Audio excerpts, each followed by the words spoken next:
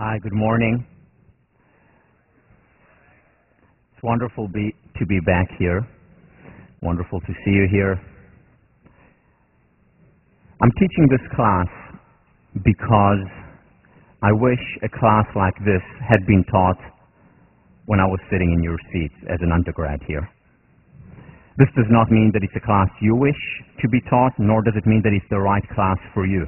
What I hope to do in the next couple of lectures is give you an idea of what this class is about so that you can decide whether or not it is for you. I came here in 1992 and started off as a computer science concentrator, and then had a mini epiphany halfway through my sophomore year. I realized that I was in a wonderful place with wonderful students around me, wonderful teachers. I was doing well academically. I was doing well in athletics. I was playing varsity squash at the time. I was doing well socially. Everything was going well, except for the fact that I was unhappy. And I didn't understand why. And it was then, in a matter of moments, that I decided that I had to find out why and become happier. And that's when I switched my concentration from computer science to philosophy and psychology, with a single question: how can I become happier?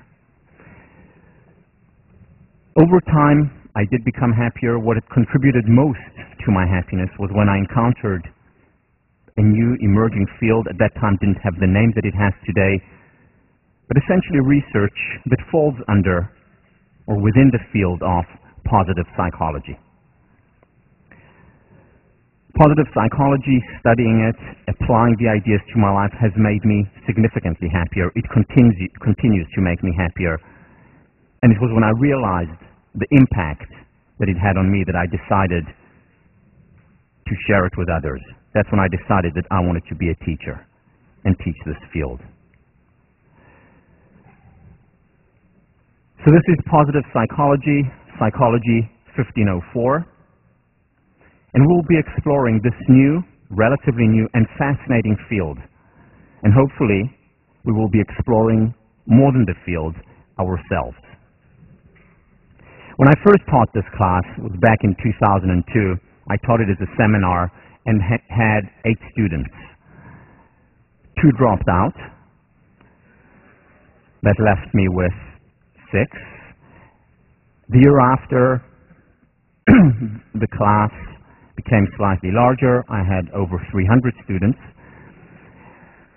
And then the third year when I taught it, which was the last time, I had 850 students in the class, making it at that point the largest course at Harvard. And that's when the media became interested, because they wanted to understand why. They wanted to understand this phenomenon that here you have a class that's larger than Introduction to Economics. How could that be? So I was invited by the media for interviews, whether it was newspapers, radio, television. And I started to notice a pattern during those interviews. So I would walk into the interview, we'd have the interview, and afterwards the producer or the interviewer would walk me out and say something to the effect of, well, thank you, Tal, for the interview, but you know, I expected you to be different. And I would ask as nonchalantly as I could, of course, as if I didn't really care, but had to ask anyway, how different? And they would say, well, you know, we expected you to be more outgoing. Next interview, at the end of the interview, same thing. Thank you for doing the interview, but you know, Tal, I expected you to be different. And once again, nonchalantly, of course, I would ask, so how different?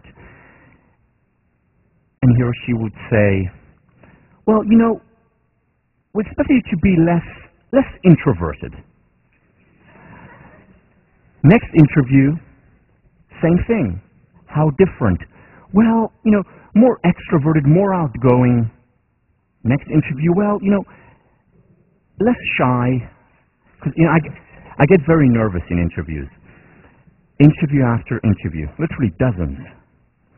More outgoing, more cheerful, less introverted, more extroverted, and on and on.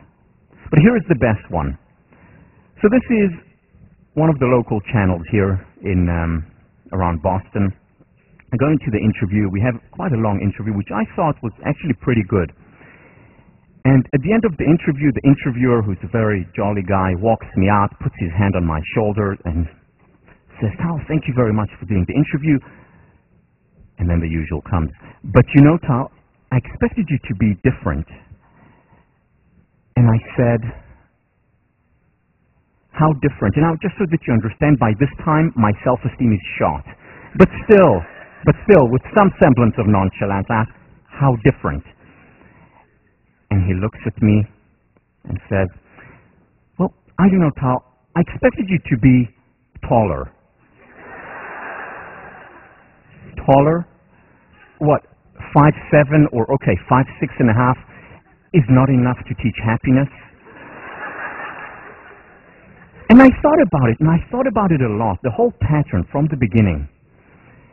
And I think I understand why they expected someone different. You see, they had to explain to themselves, as well as the audience, how come this class is larger than Introduction to Economics? And the way to explain it must be that the teacher is very outgoing, extremely charismatic, very cheerful, an extrovert, and of course, tall. Well, there was one L missing there, but yeah, if only. So, the problem though is that they were looking in the wrong place for the explanation. In other words, they were looking at the messenger. Where they needed to look at was at the message. Now, how do I know that? You see, because I see other positive psychology classes on other campuses around the country and around the world. There are over 200 campuses here in the United States that teach positive psychology. On almost every campus where this class is taught, it's either one of the or the largest class. It's about the message. I see more and more organizations taking up positive psychology in their, as consultant companies. Some of the big consulting companies are taking it on. More and more high schools are introducing positive psychology classes. Elementary schools are introducing it. Governments around the world are expressing an interest in this new and emerging field. Why? Because it works. Because it really works. You see, this whole realm of life flourishing, of happiness, of well-being has been, until recently, dominated by the self-help movement. What do we have in the self-help movement?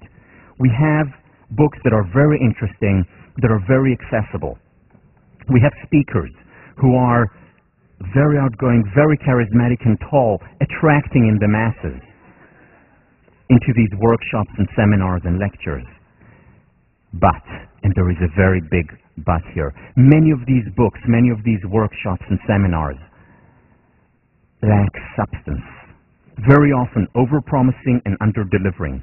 So these are the 5 things you need to know to be happy. The 3 things to be the great leader. The 1 secret of success, happiness, and the perfect love life. Over-promising, under-delivering.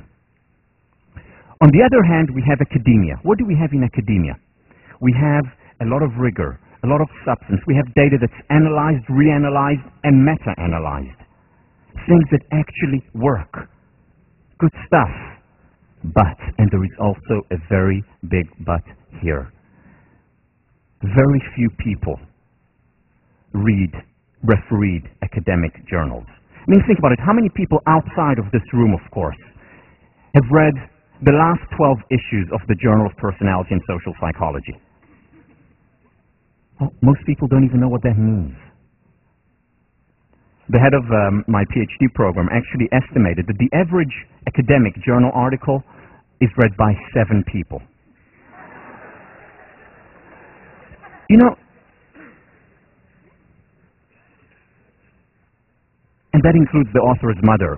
So, and I say it half in jest, but it's actually really sad, because, certainly sad for me as an academic, because these things are good, they're important, things that make a difference, can make even more of a difference, but not accessible to most people.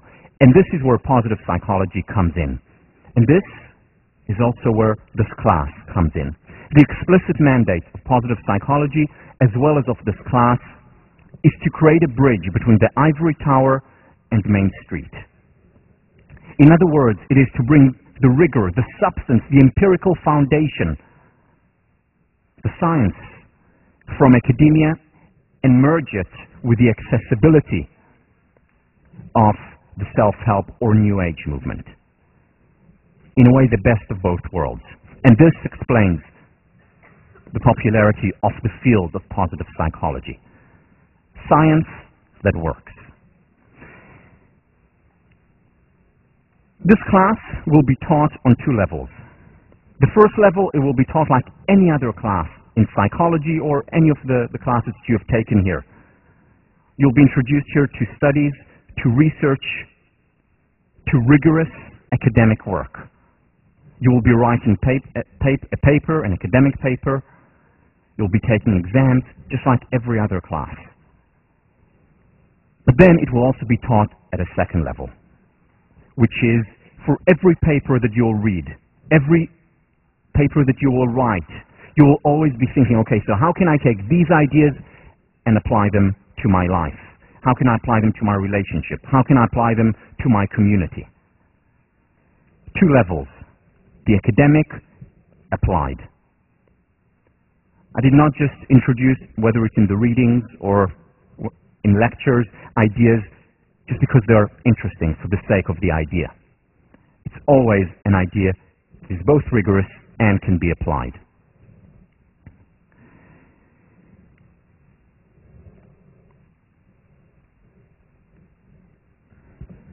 Just a few words about housekeeping. Some of the questions that I've already received from you before the class started.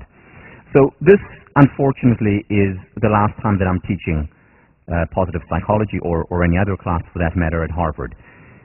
Hopefully, within 2 years, probably not next year, but within 2 years, there will be positive psychology class offered, but I certainly cannot guarantee it.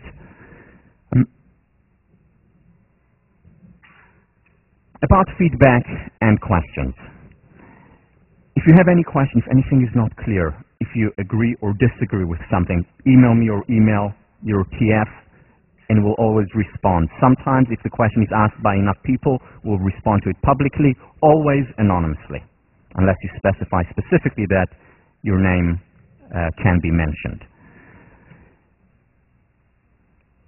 But sometimes, you may be listening to a lecture, and then halfway through it, there's an emergency.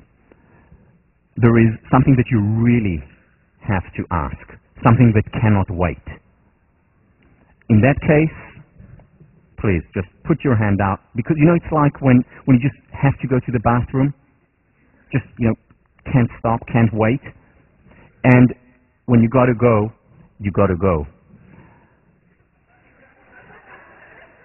So we'll take a positive psychology break for that, and just stop me halfway through, and I'll answer any question. All the PowerPoints, as well as the videos of the classes, will be online, will be available within a couple of days. Well, the PowerPoints will be available before, except for this lecture, will be available before, so that you can use them in class. The videos, unfortunately, cannot be made available before. We tried, couldn't figure it out. So they will be available within a day or two after. And the reason why they're up there, first of all, I do prefer that you attend lecture. I do prefer that you're physically here. You get things in the energy of the room with so many students that you wouldn't get just in front of your computer. But the reason why I do put them up is so that you have an opportunity, if you want to see it again, or if you happen to miss a class, that's perfectly fine. And also because, and this is also the reason why the PowerPoints are always available, I want you to be engaged in the material. I want you to be engaged in whatever it is that we're discussing in class, not necessarily thinking about getting down every word that I say on paper, remembering everything, memorizing everything. I want you to take, rather than passive notes of writing down what it says on the PowerPoint or every word that I say, I'd like you to take active notes. And that means being engaged with the material. For example, if you hear something, an idea that you say, oh, that's interesting, star it, write it down. Or, okay, I think I'm going to start applying this. Write it down. Or, I want to tell my mom about this later. Or I want to talk to my roommates or my team about this idea. Write it down. Active note-taking as opposed to passive note-taking for two reasons. First of all, as I said, this class is a class about making a difference in people's lives. I would not be teaching the class just for its academic beauty, though there is a lot of academic beauty in this field. So write down if you have ideas that you think you can apply. The second reason why we should do that is because it's more, you'll remember more. Better retention, better understanding of the material if you're actively engaged as opposed to just taking down passive notes.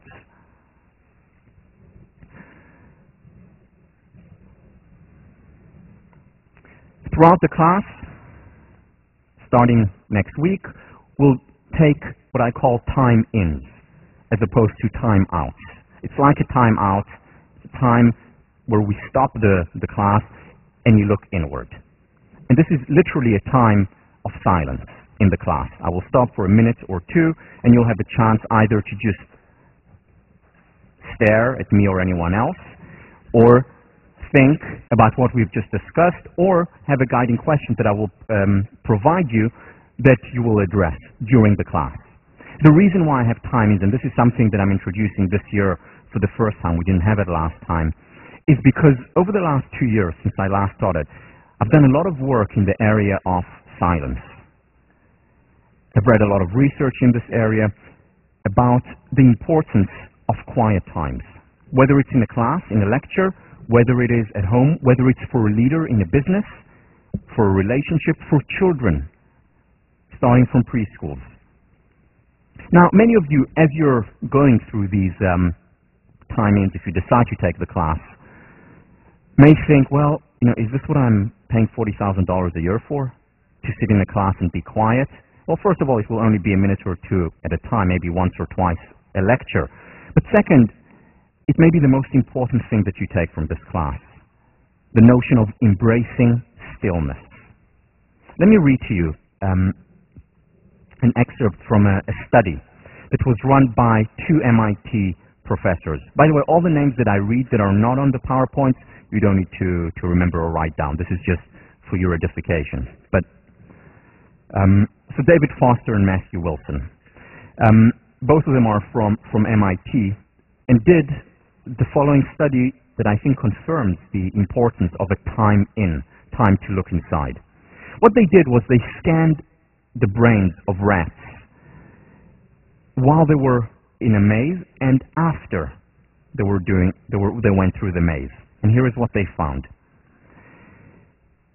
What the results suggest is that while there certainly is some record of your experience as it is occurring, in other words, when they were doing the maze, the actual learning, when you try to figure out what was important, what should I keep and throw away, that happens after the fact, during periods of quiet, wakeful introspection. What they showed was rats who went through the maze and then went through the maze again and again learned far less than rats who took time aside, chilled out a little bit after a maze, had a margarita,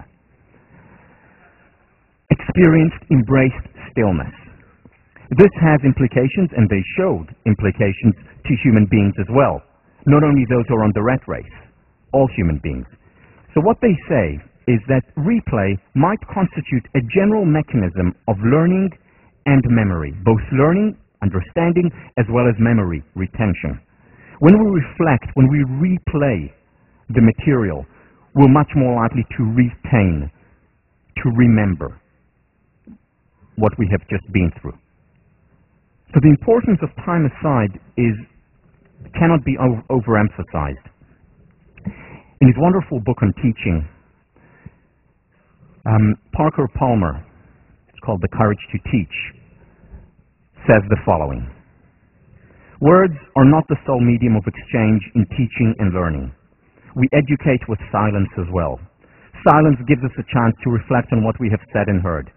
In authentic education, silence is treated as a trustworthy metric for the inner work students must do, a medium for learning of the deepest sort.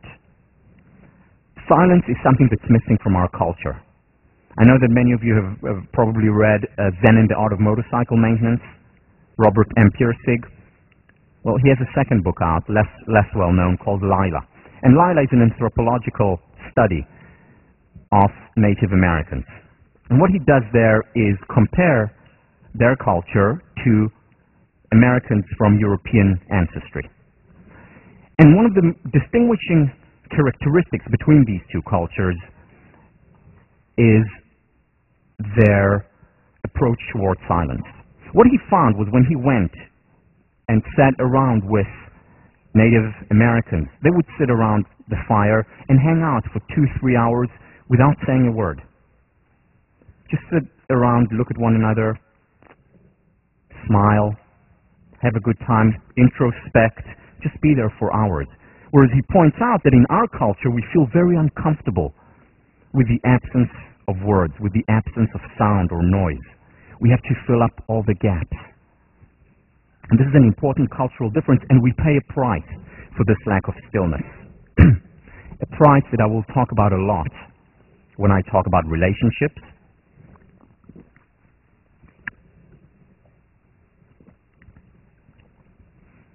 when I talk about virtue and morality, and when we talk about happiness and well-being in general.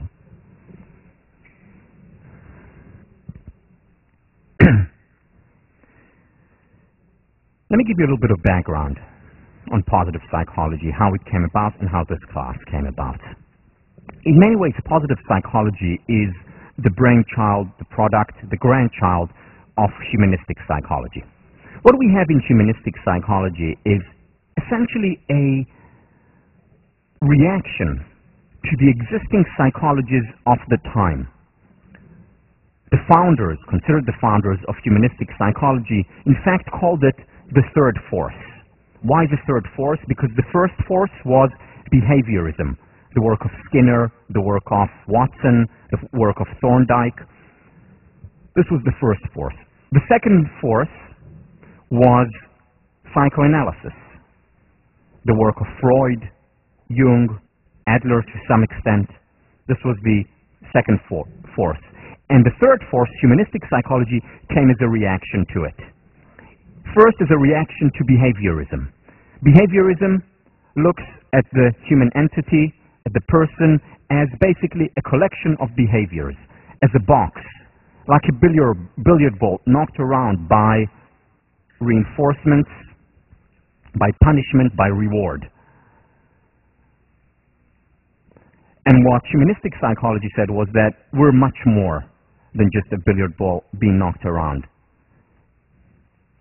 We have a spirit, we have a soul, we have cognitions and thoughts that matter.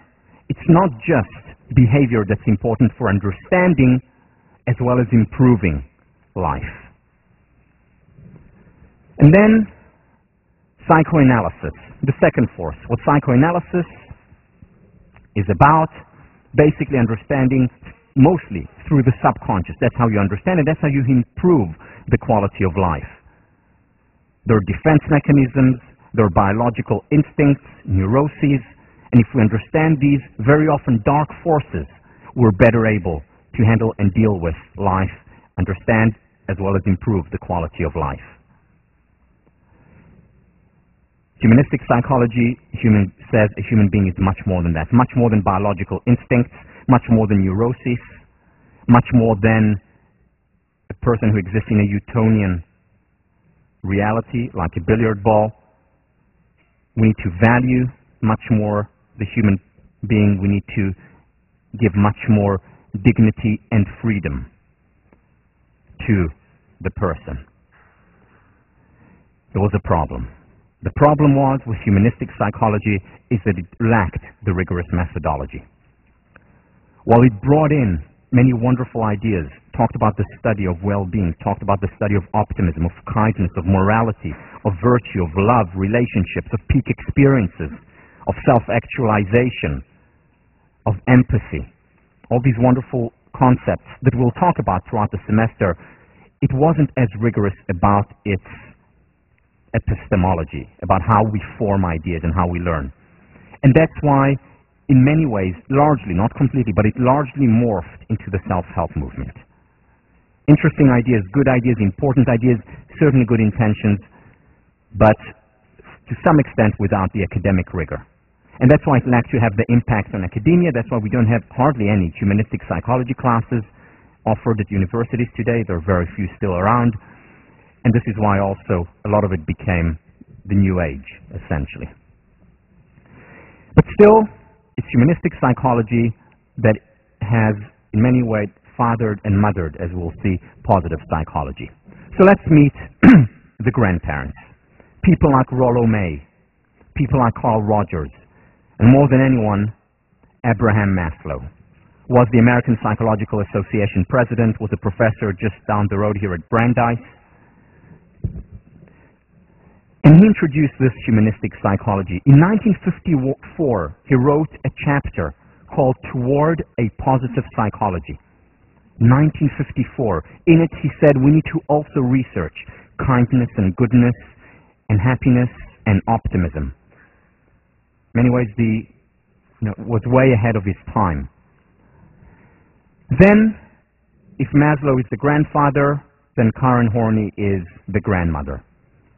Initially a psychoanalyst, trained through the works of Freud, realized that the focus has been too much on the negative, on neurosis, on psychosis, and said we also, not only, but also have to focus on what is working in the human organism.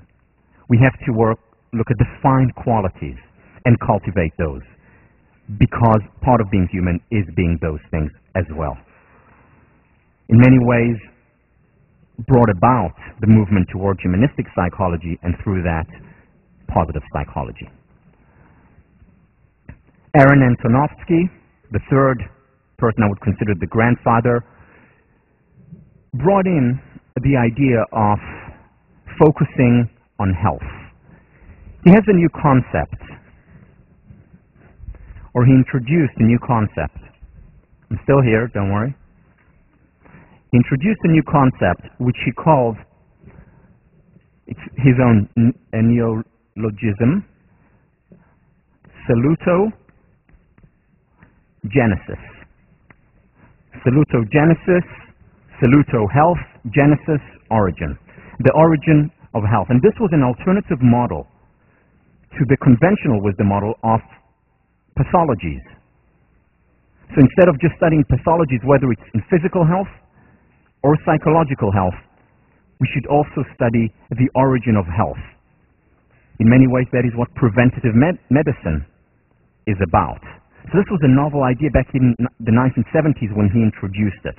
And we'll talk a lot about Aaron Antonovsky.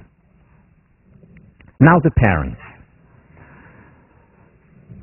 Marty Seligman, considered the father of the positive psychology network of scholars, started the field in 1998. Like Maslow, he too was the president of the American Psychological Association, and as his mandate during his presidency, he had two aims. The first aim, to make academic psychology more accessible. In other words, bridge Ivory Tower and Main Street. This was the first aim of his presidency. The second aim was to introduce a positive psychology, a psychology that will look at also things that work, that will not just study depression, anxiety, schizophrenia, or neurosis. A psychology, a network of scholars who will focus on love, relationship, self-esteem, motivation, resilience, and well-being. And he introduced these ideas, and it's all been literally uphill from then. Before Marty Seligman, this happened all in 1998, and we'll talk about it a little bit more next time. This all happened in 1998. Long before 1998, our very own Professor Alan Langer did research in all these areas, bringing the humanistic spirit and combining it with the academic scientific rigor. We're going to be talking probably more than about any other scholar about her work in this class. And another person from Harvard, one of the parents of positive psychology, was Philip Stone, who passed away 2 years ago, yesterday. Both Langer and Stone were my thesis advisors, introduced me to the field of positive psychology, into this research. In 1998, when they had the first Positive Psychology Summit, Professor Stone took me along with him. I was his graduate student. In 1999, he taught the first positive psychology class at Harvard, one of the first in the world. I was his teaching fellow. A couple of years later, he taught it again. Again, I was his teaching fellow. And then, when I graduated, he suggested that I take over his class. And here we are today.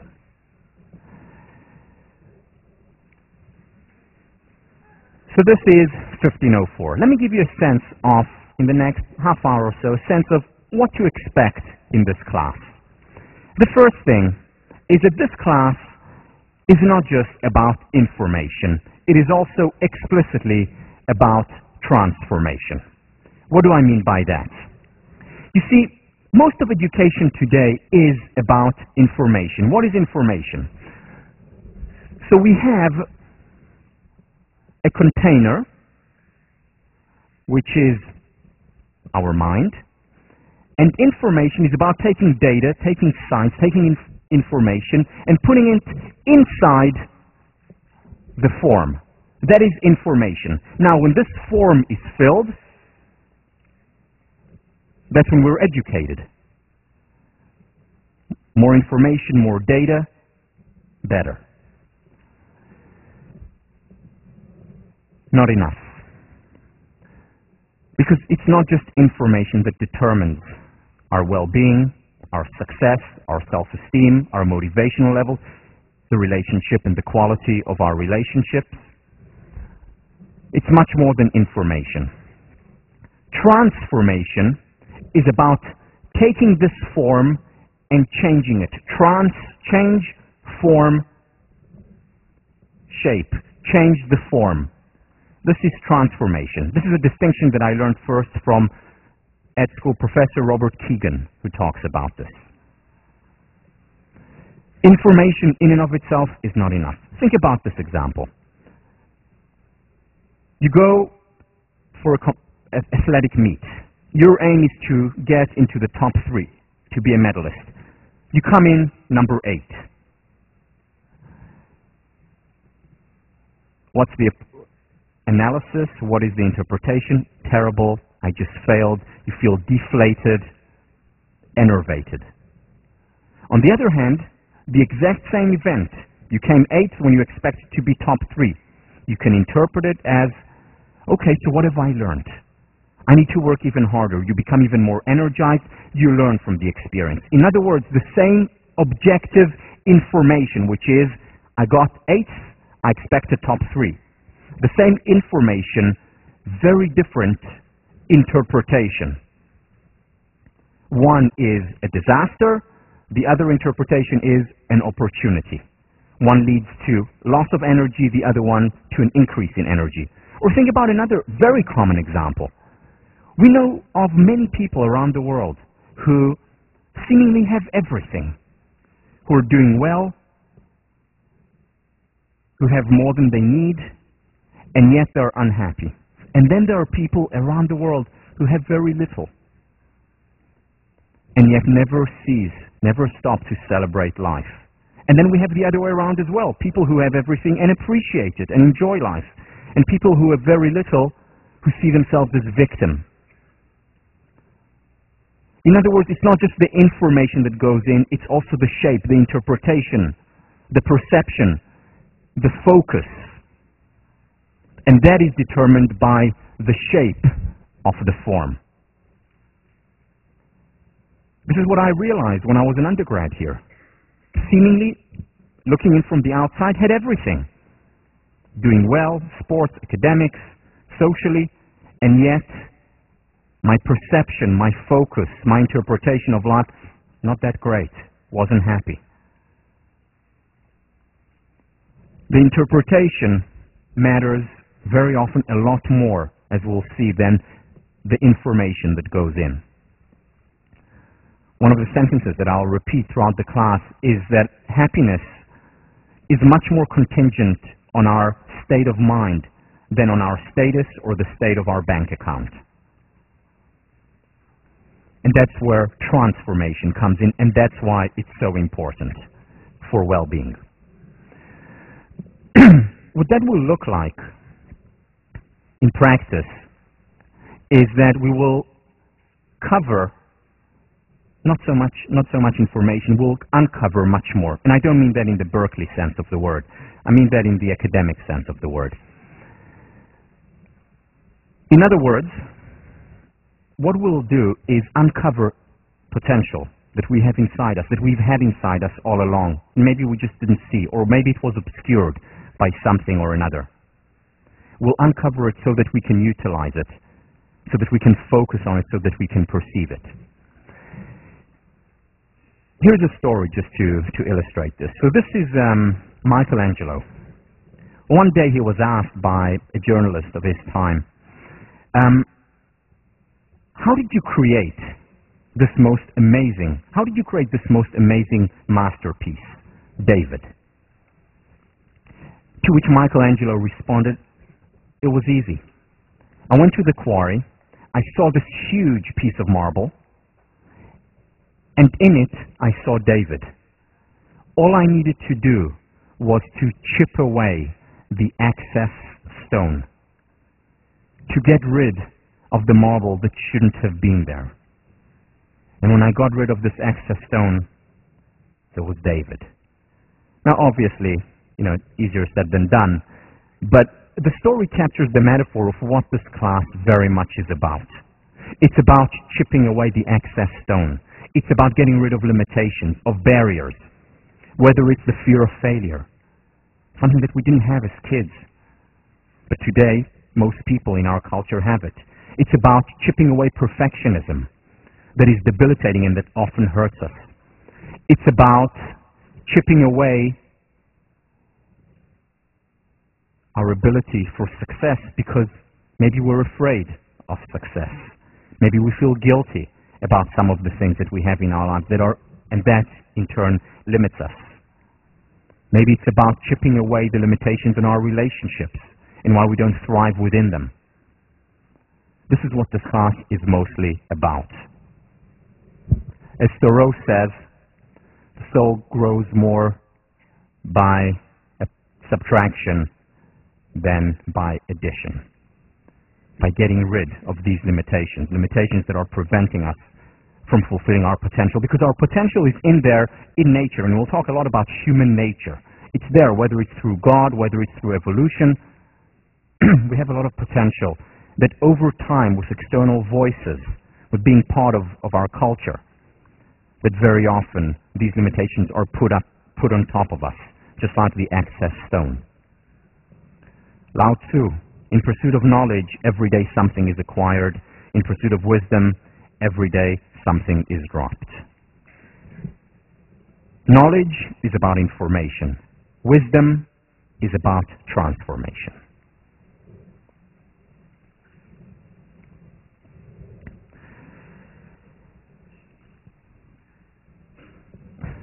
I was recently interviewed for a newsletter on coaching before a large conference on the topic, and the interviewer asked me, so what tips, what tools can you give from positive psychology? So I talked about some of the quote-unquote greatest hits, the importance of gratitude, the importance of physical exercise. I talked about the importance of spending time on our relationships, about taking time aside and simplifying, and so on and so on. And as I was going through my long list, she stopped me and she said, this is all good, important stuff, I know, but our readers already know that. I'm looking for the wow factor. Come on, surprise me. What can you tell our readers? And I thought about this question for a minute, and I realized that There is no wow. And I told her that. You know, if there is a wow, the wow is that there is no wow. That's it. You see, because the overnight transformation emperor, the emperor of quick fixes, has no clothes. Doesn't exist. It's over-promising and under-delivering. You know, a good life, a fulfilling life, a rich life includes ups and downs, includes pain and getting up again. It includes failure and getting up again. It includes success and celebrating it. Victories and losses, ups and downs, as we'll talk about next week. It's not about this one secret, one wow to the good life. And many of the things that you will learn in this class, you would have heard of before. Probably nothing new to you. You already know it inside of you. And you're going to say, well, this is common sense. And yes, a lot of it is common sense. However, as Voltaire once said, common sense is not that common. And this especially applies to application. So the aim of this class is to make common sense more common, especially in the realm of application.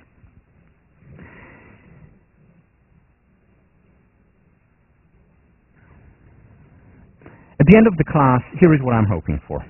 At the end of the class, if you decide to take it, at the end of the semester, I don't think, and I'm not expecting you to come and tell me, wow, Tal, thank you for teaching me so many new things.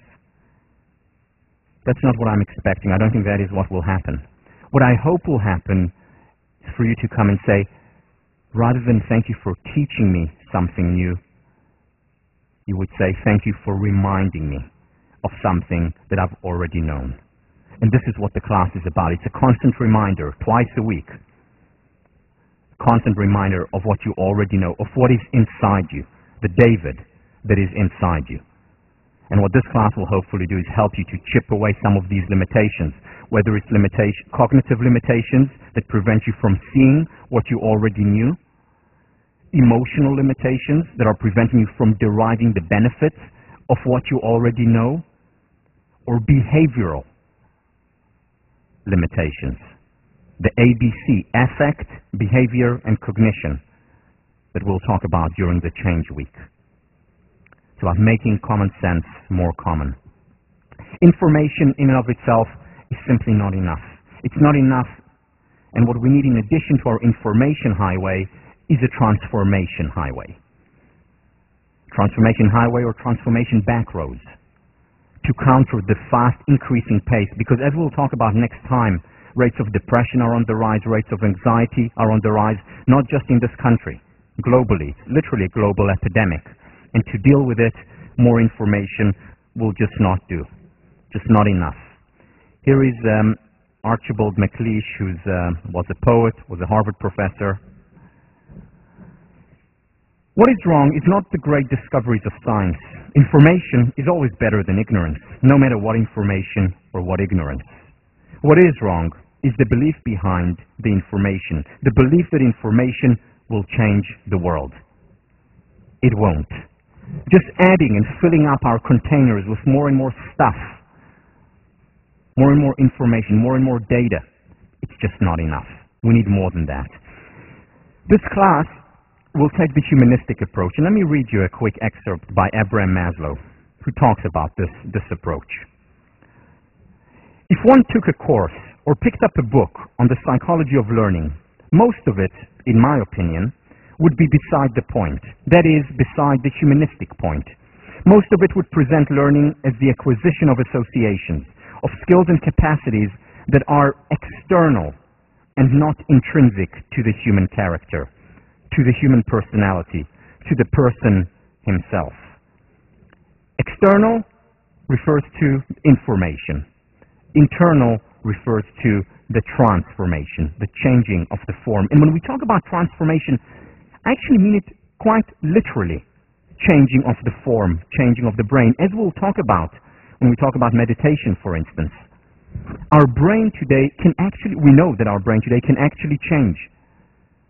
And through fMRI studies since 1998, a new concept came up, which is neurogenesis or neuroplasticity. meaning our brain actually transforms, changes its form throughout our life. So I don't just mean it metaphorically, I also very often mean it literally. Abraham Maslow continues, humanistic philosophy offers a new conception of learning, of teaching, and of education.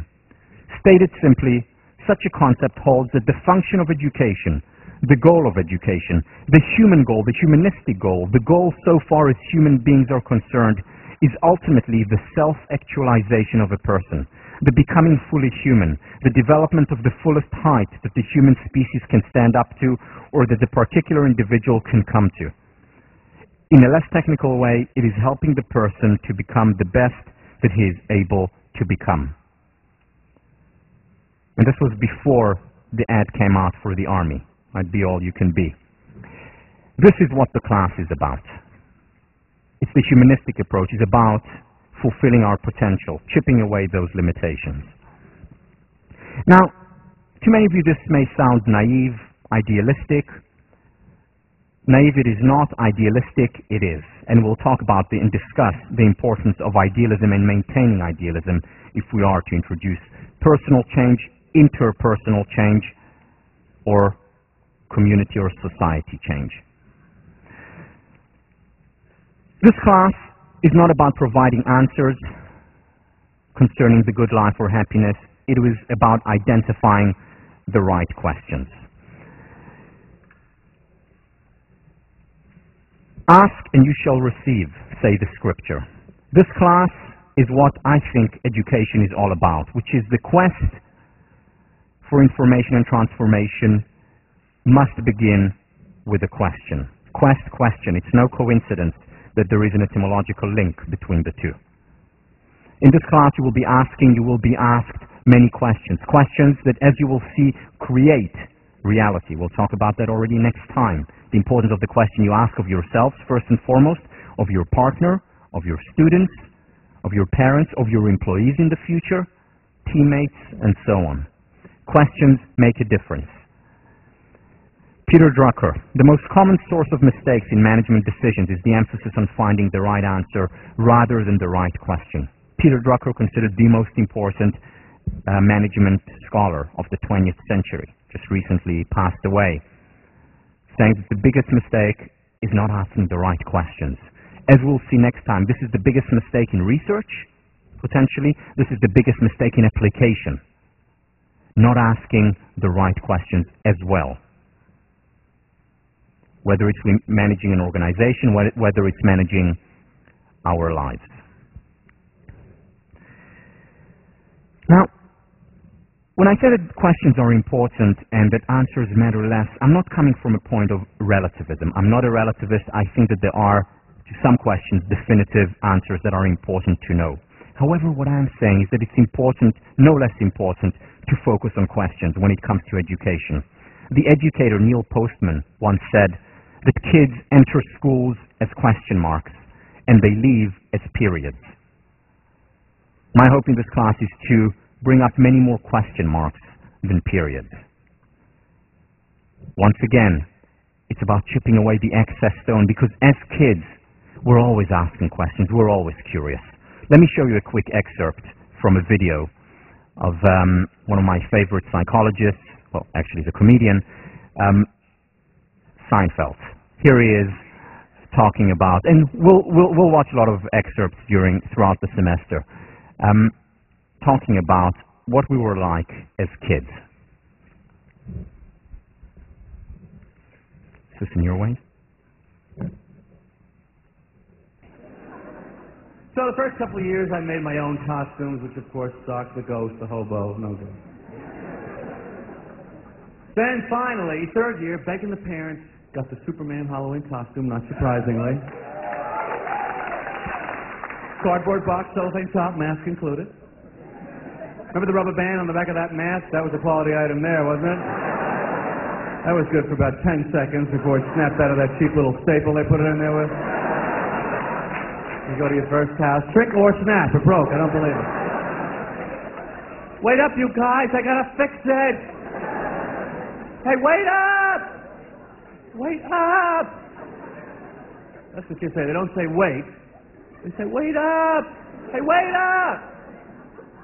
Because when you're little, your life is up, the future is up, everything you want is up. Wait up, hold up, shut up. Mom, I'll clean up, let me stay up. Parents, of course, is just the opposite. Everything is down. Just calm down. Slow down.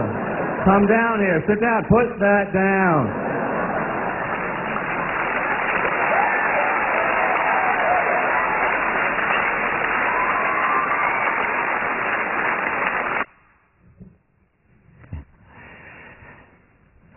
So again, this curiosity, this looking up, this opening up, as opposed to closing down that kids have, this notion, this is what I hope will happen in this class. The one real object of education is to leave a man in the condition of continually asking questions. So here's a longitudinal study that was done by John Cotter. John Cotter, professor of leadership and management at the business school across the river, came to Harvard in 1972, joined the faculty, and started to follow Harvard MBA class of 1973 and followed them for 20 years. And what he was interested in was to find out all the information that he could about this class. What he found 20 years later, early 90s, when the study ended, was that these students were ex-students were extremely successful, very wealthy, having a lot of impact, whether it's on their organization, the community, did extremely well. But within the large group of highly successful Harvard MBAs, he found a small group that was extraordinarily successful, more successful than the rest of the group, whether it's in terms of income, whether it's in terms of impact, whether it's in terms of overall quality of life. Extraordinarily successful. And what he wanted to identify was why. What distinguishes this small group from the rest of the pack? Very successful, but not quite as successful as that small group. And he found only two things. It was not their IQs that made no difference whatsoever to their long-term success. It was not where they came from, pre-MBA, what they did, had nothing to do with it. Two things alone mattered in terms of determining who will be the extraordinarily successful and the rest. The first thing was that the extraordinarily successful group really believed in themselves. They thought they could do well. They were driven. They were motivated. And we'll talk about that in future lecture as beliefs are self-fulfilling prophecies. They thought, I'm going to make it. I'm going to succeed. That's the first thing, the sense of confidence. The second thing that he found was that this group, they were always asking questions. Always asking questions, initially of their boss, later of their employees, of their partner, children, parents, friends. They were always asking questions. They were always at this state of curiosity, always looking up, opening up, wanting to understand the world more. They didn't say, okay, now I have my MBA. That's it, I know enough. They were lifelong learners.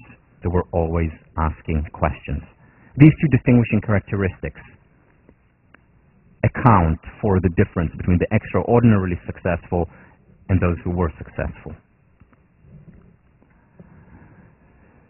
The question that has guided me, whether it's in writing the book, whether it's in creating this class, whether it's first and foremost my personal life, is what I call the question of question, which is, how can we help ourselves and others, individuals, communities, and society become happier?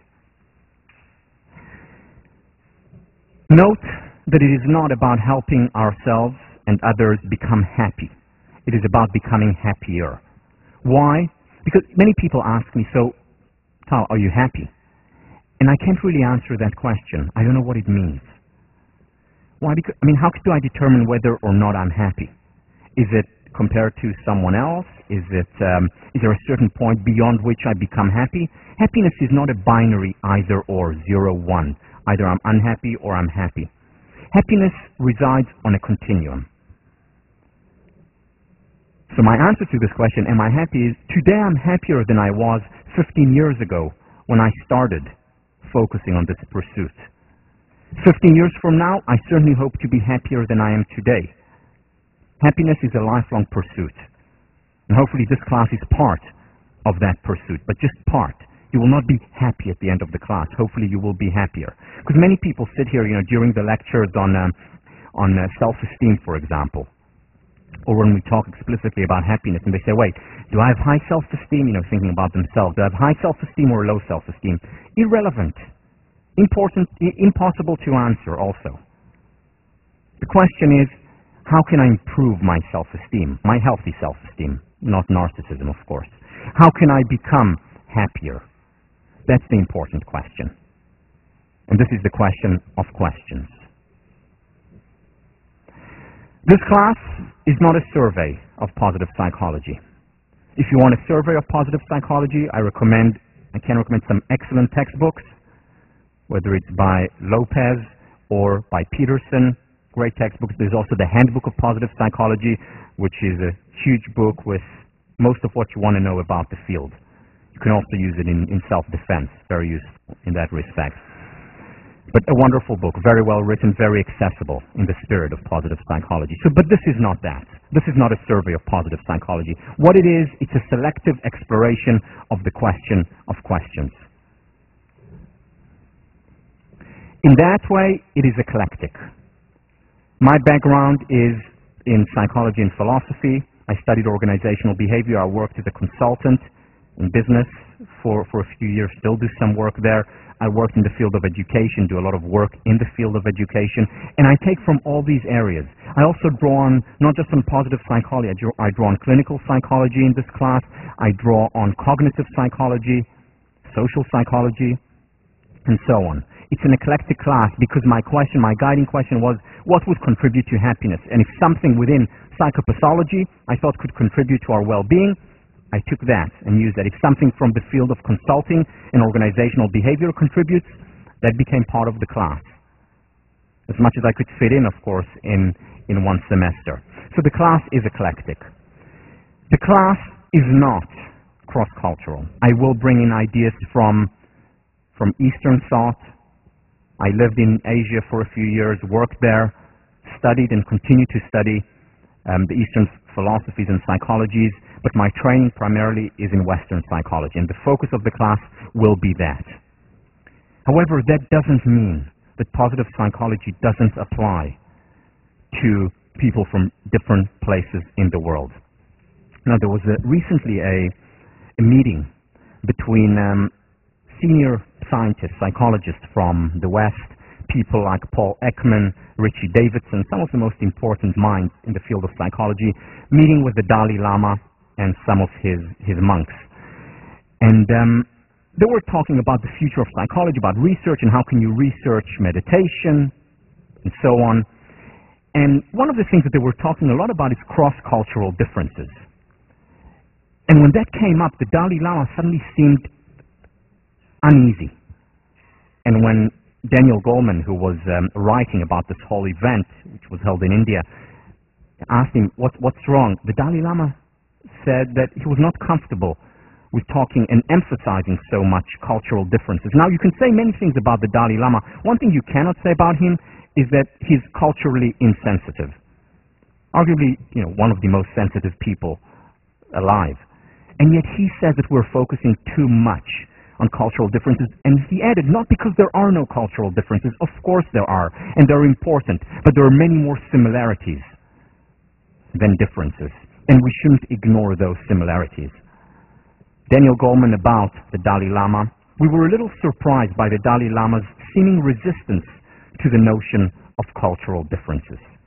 So I will introduce these ideas, but A, because it's not my training, and there are people who focus on cultural differences who would do a much better job than I do. And second, because what I hope to look into is the universal, things that are common across cultures.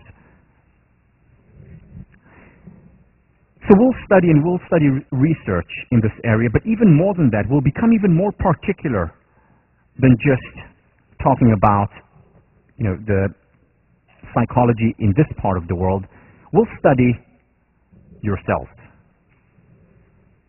We're going to go that particular. Now, why? See, when I put this class together, I didn't think to myself, okay, so what are the things that I need to introduce in order to please the participants in the class, the students? That's not what I thought. What I thought about what was the class that I would have wanted to take as an undergraduate here? What would help me become happier if I were sitting there? In other words, thinking about it from my perspective, from a very personal perspective. In this class, I'm going to encourage you, of course, you look at research and read research about other people, about large sample sizes, but I'm going to encourage you more than anything to look inside yourselves, to study yourselves, whether it's through response papers that will be due weekly, starting in 2 weeks, whether it's in your final project, that will be a presentation that you won't have to give, but you'll have to write out, a presentation about your favorite topic or the topic that matters most to you, whether it's in sections that you'll be talking about, how can I apply these ideas to my life? The time ins are about thinking about how can I take these ideas and use them. It's about studying ourselves. Because as Carl Rogers says, what is most personal is most general. What is most personal is most general. And as Maslow adds, we must remember that knowledge of one's own deep nature is also simultaneously knowledge of human nature in general. When we understand ourselves better, when we identify ourselves, we're better able to identify with others. In fact, this in many ways is the source of empathy, of healthy empathy. And there's some studies on this showing that people who know themselves, who study themselves, who are self-reflective, display less egregious behavior, less immoral behavior toward others. Behavior that would fall under, say, racism. And it's counterintuitive to some extent. Wait, don't you need to first study the other so that you can be more sensitive to other? Yes, that too. But it's not enough. It's important to also study ourselves, because when we see our deep nature, what we encounter there is actually part of the universal nature, the similarities among us all, regardless of where we're from. And this is what the Dalai Lama was talking about. Not stop cross-cultural, do it, important, but at the same time not ignore the self, not ignore the universal within each one of us. C.S. Lewis, there is one thing and only one in the whole universe which we know more about than we could learn from external observation. That one thing is ourselves. We have, so to speak, inside information. We are in the know.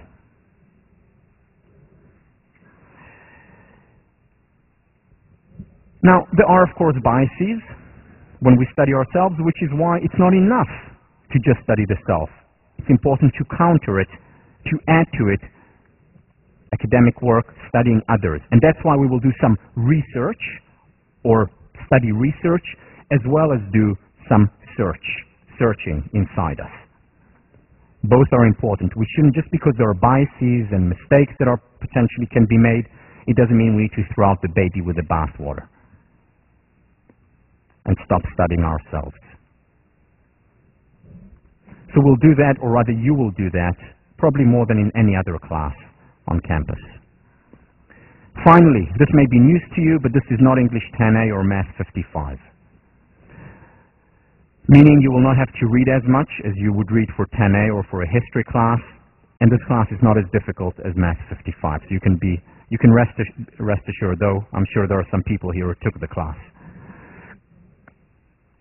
This class, at the same time, is about rigorous fun. Fun because it's fun to study ourselves. Sometimes it hurts, and sometimes we see things that we may not like, but overall, it's fun, it's interesting. And at the same time, it's rigorous, based on research. Now, many of the ideas that you will encounter in this class are very simple, very accessible, common sense. However, they're simple, not simplistic. And here is the difference. Here is the difference. See, Oliver Wendell Holmes, at least this quote is attributed to him, not 100% sure it's his, said, "I would not give a fig for the simplicity on this side of complexity, but I would give my life for the simplicity on the other side of complexity. What Holmes means here is that he doesn't care about just simplicity, easy, off-the-cuff, whimsical ideas. What he does care about, though, is the simplicity that comes after we have chewed the idea, after we have digested it, after we have thought about it. Ideas that have been worked on. And if on the other side of complexity we can reach simplicity and common sense, that's great. That's what he's interested in. That is also what positive psychologist researchers, whom we'll discuss throughout the semester, are interested in. The simplicity on the other side of complexity. And there's a very big difference between these two kinds of simplicities, even though, on the face of it, they may, at times, look similar. What this class requires is a very different kind of effort, to other classes. Again, it doesn't require the kind of effort that you would need in 55 or in English 10A. The kind of effort that it does require is the effort of application, of applying it to your lives, of introducing behavioral, actual change to your life. And before we go into some of the technicalities of the class, such as the syllabus, I want to end with a story about Peter Drucker. Peter Drucker, whom I quoted earlier, father of the study of management in modern times. Peter Drucker lived to the grand old age of 94, passed away just a couple of years ago, and toward the end of his life, while he was still 100% lucid, it was more difficult for him to be mobile and to go into organizations. So what he did was invite people who wanted consulting from him, wanted to learn from him, would come to his home. And he had presidents and prime ministers of countries, he had CEOs of Fortune 500 companies come and spend the weekend with him. And on Friday, this is how he would start every session with every world leader.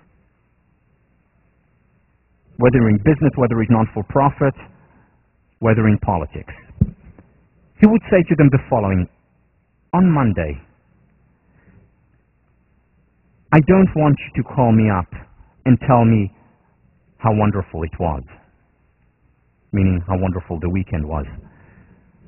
On Monday, I want you to call me up and tell me what you're doing differently. At the end of the semester,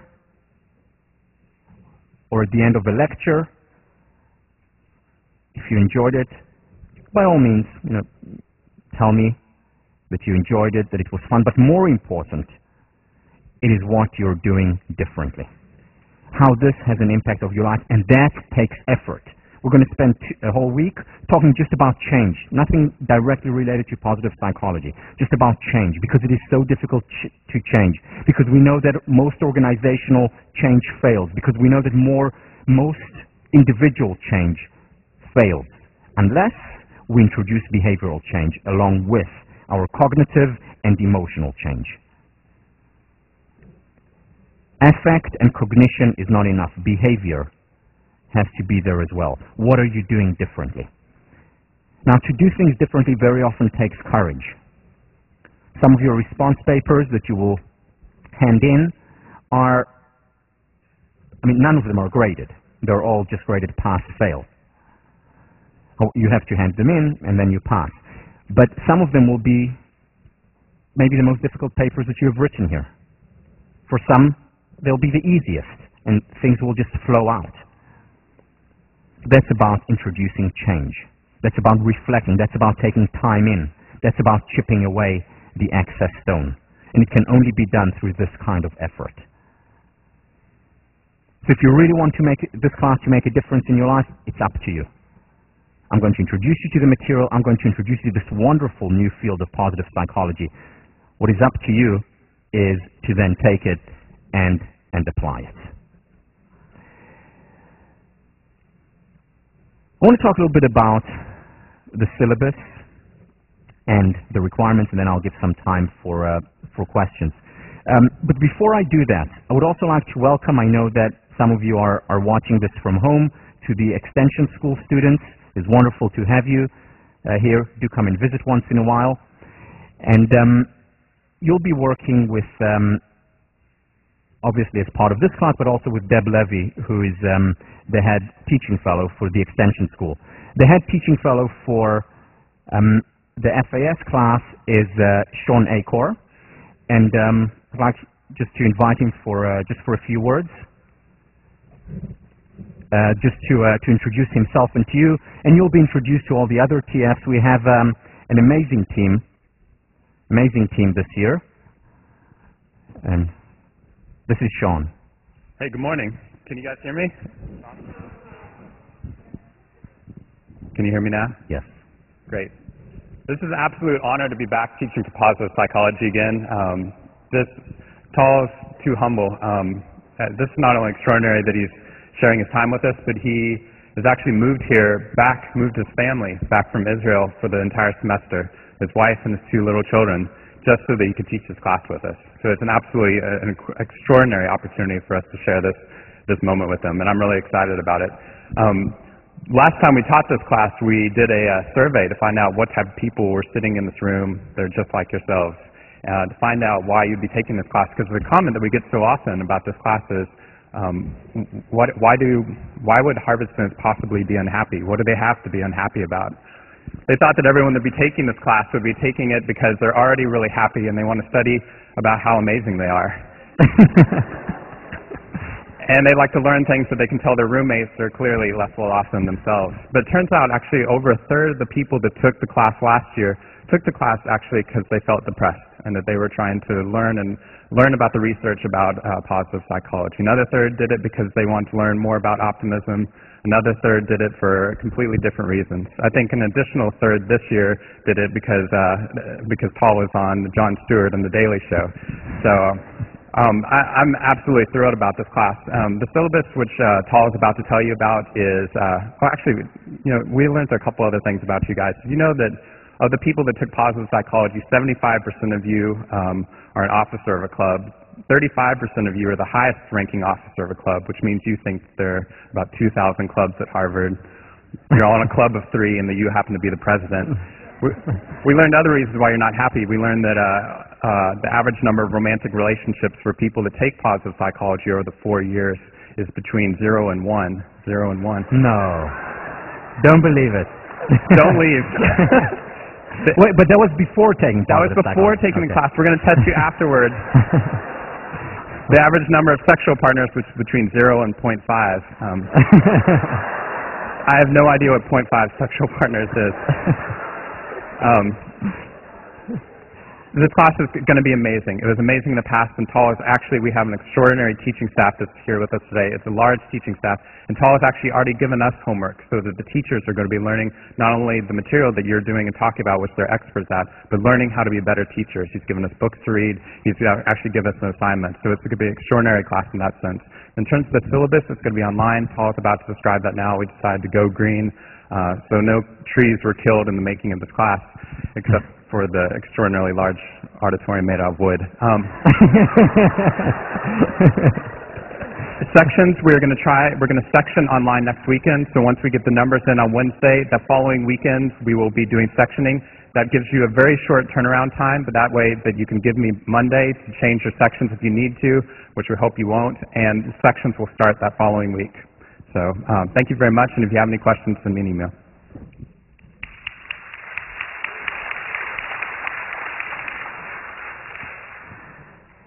Okay, so I don't think I'll have to explain to you why. There's one lecture in the semester that I don't teach, and Sean will teach it, and that is the lecture on humor. Figure out why yourselves. I do think you have to walk your talk if you're teaching something. The syllabus. The class, pedagogically, just to introduce you to my thinking about the class, is what I call an integrated class. What that means is that it's integrated vertically as well as horizontally. Vertically, it means that every class is connected to the next class, is connected to every class throughout the semester, around a spiral. So what we talk about next week, we'll revisit again in Lesson 7, Lesson 17, and Lesson 24. Everything is interconnected, only at a higher level of the spiral, in other words, will lead to deeper understanding and hopefully assimilation of the material. So it's vertically interconnected. It's also horizontally interconnected. That means that every part of the class reinforces and influences the other parts. The lectures, not enough. You'll get a lot more in sections. Sections are mandatory. You'll do a lot of work in your sections, very much related to what your response papers that many students claim are the most important part of the class, because that's where you get to time in. That's when you really get to chip away. Very much connected to the final project. The final project is a presentation that you will write out. You will actually give it, but only give it to a couple of friends just to get feedback, not graded. On that part, the final project is graded as a final paper, but just what you hand in, what you submit. And the reason why there is the final paper, because the best way, which is like a presentation, because the best way to learn is to teach. And you'll be teaching these materials to other people, or any material that you're interested in your presentation. So the readings, very much connected and about taking you to the next level of understanding and assimilation. So, any questions before I finish up? Any questions from you? All right, so let me just say, one second, finishing words. I'm very excited to be back here. My family is very excited to be back here. Looking forward to a meaningful, pleasurable, enjoyable, and happier semester with you. Thank you.